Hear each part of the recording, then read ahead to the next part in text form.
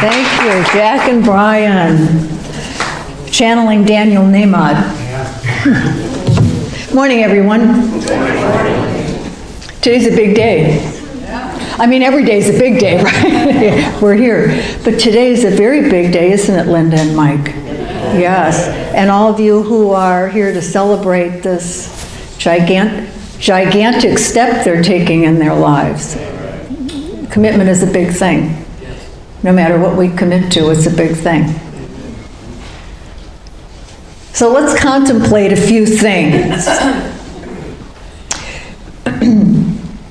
When you think about what is a life worth living, am I too loud, by the way? I sound loud up here, am I not? Can you hear me in the back? Yeah. Okay. Raise your hand if it sounds too loud, okay? Because I don't know what's going on with the mic, but it must be because it's your day.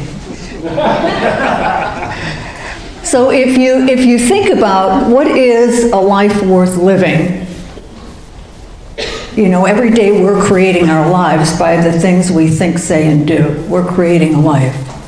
If you think about what is a life worth living, what movements would you do to express that your life is worth living? If you wanted to tell the world through movement how your life is worth living, what would you do? Would you do this? Or would you do... Would you... What colors, if you were to paint a picture of this is my life worth living, what colors would you use?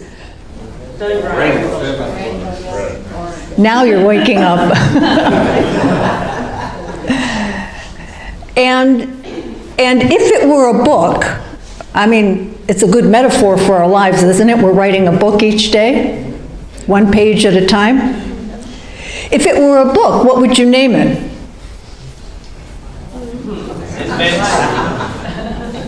Got some good news and some bad news.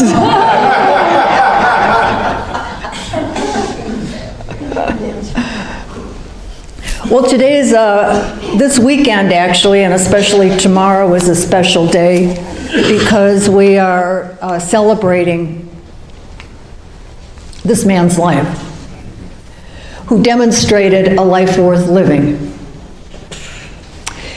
He was brought up in an abusive home by a father who was a minister, beaten routinely. At 12 years old, he tried to take his own life.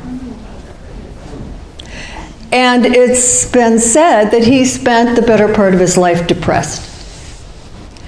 You would never know that, would you? Unless you were one of his intimates, you would never know that. Because he did not allow that to diminish him. He did not allow those experiences to write the book of his life. He did not allow it to be an excuse for living an inconsequential life. He had a spiritual awakening when Rosa Parks refused to go to the back of the bus. He was a minister in a small little church in the South, and suddenly he awoke because he heard the God in him and all around him, calling him and sending him on a mission to heal the minds of many people in this world. So, when you leave here today, what might you do in the world in which you walk? You're not walking in his shoes in the deep South, but you are walking somewhere in San Diego County, probably. Maybe in offices, wherever you go. It's your world. So our theme for the year, for those of you who are visiting, our folks get into, well, their minister gets into a theme for the year and invites them in. So our theme for the year, y'all, what is it? A year for courage, creativity, and commitment. And everyone, including those of you who are with us for the first time, if you can see that affirmation, shout it out. I am ready, willing, and able to live in God's abundance. God's abundance begins with ideas, because God is the one mind. And so our idea of living in abundance is what? You might ask yourself, what is my idea of living in abundance? Because it's different for everyone. One of my ideas of living in abundance is to see my kids and grandchildren regularly. That makes me so happy. And happy is abundant. Whatever makes us truly, authentically, spiritually founded happy creates an abundant life. Because it creates a mind of abundance, and that's where it begins. If the mind is not thinking happy thoughts, we don't feel like we're living in abundance. So today we're talking especially about what is a life worth living? What is a life worth living? And I'm going to talk about 4 P's. What are they? Principle, pitfall, promise, and practice. How many of you have found that your life is totally without pitfalls? Just as I suspected. So we have principles, spiritual principles, that if we're smart, we learn and then apply to all of the circumstances in our lives. However, it's easy to forget what the principles are when we run into a challenge. So I thought it would be a good day to tell you all what Unity believes, just as a reminder of what the principles are that we have the option of living from or not. And so the first one is God is the creative principle of absolute good. Absolute good. Our good is relative. God's good is absolute. Our good is relative, like my kids. They're good in my life. My work is good. Relative. What is it like when that absolute good becomes an experience in our own lives? God is immanent and transcendent and therefore accessible. God is immanent within everyone, all persons everywhere, no matter what it looks like, no matter how they're behaving, God is still in there as a spirit, as our DNA. And because God is in us as well as everywhere present, God is accessible. With what? With our mind, with our thinking. The third is what is creative. What we think about, we create. What we think about, we create, we bring about. The fourth thing is consciousness can be transformed by using the tools of transformation. If we want to change our mind to a happy one, we have tools to do that. It takes acute presence. It takes our full presence to what's going on up here. So we're not on automatic, we're shifting the gears of our mind as we're driving down the road of life. And those tools include our power to say no, denial. No, I'm not thinking that anymore. That's a yucky thought right there, and I'm not thinking it anymore. Goodbye. And yes to what I want to think. Yet no to what I don't want to experience. It could be emotionally, it could be an experience out here. And yes to what I do. We get to change our mind anytime we choose. And when we change our mind, we change our life. One thought at a time. Prayer and affirmation, or prayer and meditation, are the other 2 tools. Prayer is our connection to that accessible absolute good. And that accessible absolute good gives us good ideas. Yes.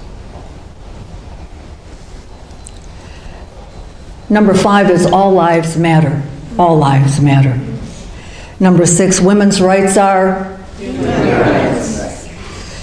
Number 7, love is the answer. Ask any question, and love can be the answer in some form. 8, kindness and respect heal. 9, spiritual practice creates spiritual fitness. No spiritual practice, no spiritual fitness.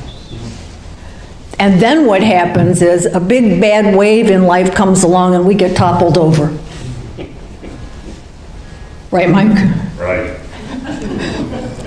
And 10, spiritual fitness creates a happy person and a joyful life. Simple, isn't it? Yes. So that's the principle. What in the world could be the pitfall?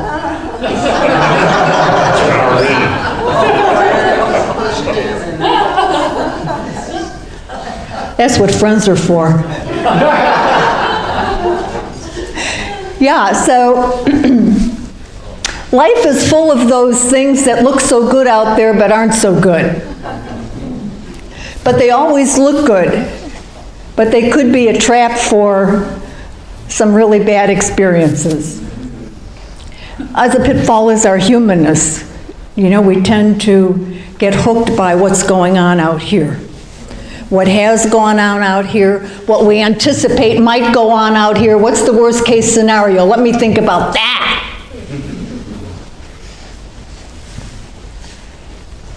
Pitfall.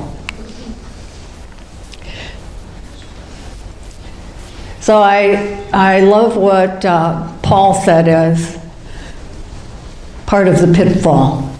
The world would like us to conform to what it's doing out there. We could get really wrapped up in a lot of things that we hear on the news or read in the newspaper, couldn't we? And we could argue with each other, couldn't we? And how many of you walk away happy about that? So Paul says, do not be conformed to this world, but be transformed by the renewing of your mind. That is, I'm going to renew it right now. I'm not going to think about that. I'm not going to allow myself to get angry about that. I'm going to take right action instead of getting all bent out of shape. Renew your mind, that you and I can prove what's good and acceptable and the will of God. And the will of God is always for an increase of good. The will of God is always for love, forgiveness, compassion, kindness, respect. Otherwise, what kind of a God would it be? And George Bernard Shaw said, progress is impossible without change, and those who cannot change their minds can't change anything. Woo! That's a little harsh, but it's true, isn't it? If we're not going to change our mind about anything, if I'm not going to let life teach me,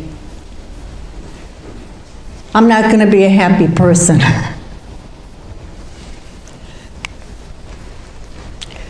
Another part of the pitfall is, as Jesus said, look, in the world, you're not going to it's not going to be a bed of roses, so don't, accept that.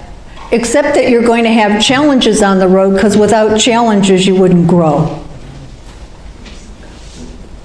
If we didn't have challenges in life that pushed us, shoved us to grow our faith, we'd be scared all the time. Because it can be scary out there. Try driving on 5. I mean, how many of you have seen people going through red lights? All the time. I've gone through my share of yellow.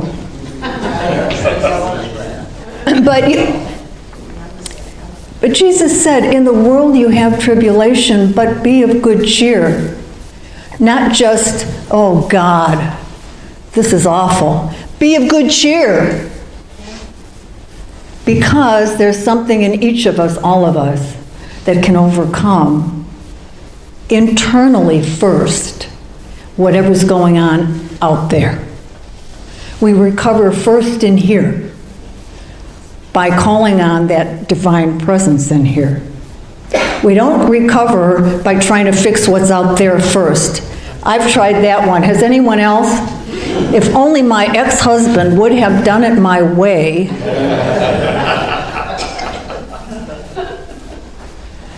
or my kids for that matter. Lead by example.